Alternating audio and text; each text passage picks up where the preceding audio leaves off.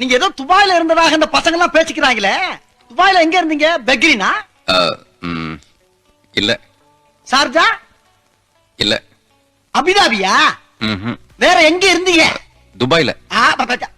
துபாயில இருந்தது தெரியுது. துபாயில எந்த இடத்துல இருந்த பாருங்க?